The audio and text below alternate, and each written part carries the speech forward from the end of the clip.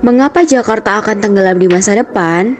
Coba bayangin deh, kalian harus pindah dari kampung halaman kalian karena ada isu tempat tinggal kalian akan tenggelam, atau kulit kita akan semakin menghitam karena adanya suhu panas yang menyengat. Sama halnya dengan apa yang akan terjadi di Jakarta di masa depan. Para ahli meneliti bahwa Jakarta akan tenggelam di tahun 2050 dan hampir semua alasannya karena kegiatan yang kita lakukan sehari-hari. Turunnya permukaan tanah. Indonesia kesulitan akan air bersih dan 60% dari bangunan di Indonesia menggunakan air tanah sebagai sumber air mereka. Bahkan ada yang menggunakan sumber itu sebagai sumber air minum. Ketika mesin dibangun di tanah untuk mendapatkan air, otomatis air akan tersedot ke atas dan mengalir melalui pipa. Tetapi di sisi lain, karena mesin tersebut selalu beroperasi sepanjang waktu, maka secara tidak langsung kekuatan tanah akan menurun. Ditambah padatnya bangunan yang ada di Jakarta menyebabkan tingkat penyerapan tanah menurun sehingga akan memudahkan tanah untuk bergerak turun. Global warming. Pemanasan global yang terjadi akibat tidak seimbangnya iklim di dunia juga berpengaruh atas terjadinya kasus ini.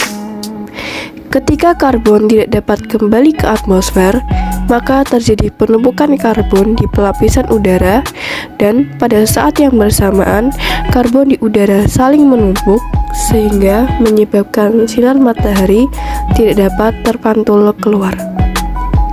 Ketika panas menetap di bumi, maka akan terjadi perubahan iklim yang salah satu akibatnya menyebabkan es kutub mencair.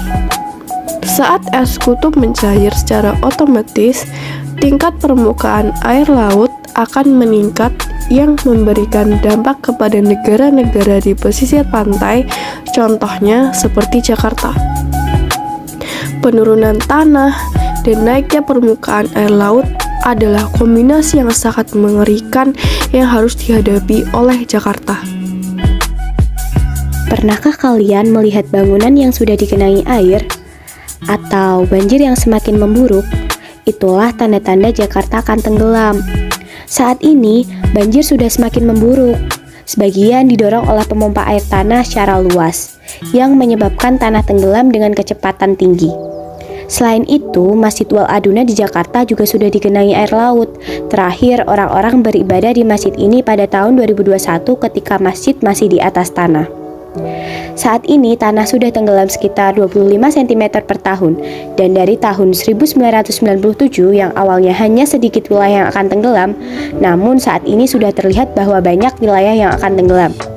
Kemudian, nelayan yang memiliki rumah di sekitar pantai sudah banyak kehilangan rumahnya. Awalnya, air tidak sampai ke rumah nelayan tersebut, namun saat ini nelayan harus membangun kembali rumah mereka karena sudah tergenang air. Lalu solusinya gimana ya? Nah, sebagai solusi untuk mencegah Jakarta akan tenggelam, ialah dengan mengurangi penggunaan air tanah. Karena itu, Kementerian PUPR berkomitmen untuk membangun 3 sistem penyediaan air minum atau yang lebih dikenal dengan SPAM regional. Kemudian, untuk mengurangi laju penurunan tanah Jakarta, harus dilakukannya pengendalian eksploitasi air tanah dalam. Selanjutnya, daerah resapan air harus diperbanyak untuk memudahkan air hujan masuk ke dalam tanah.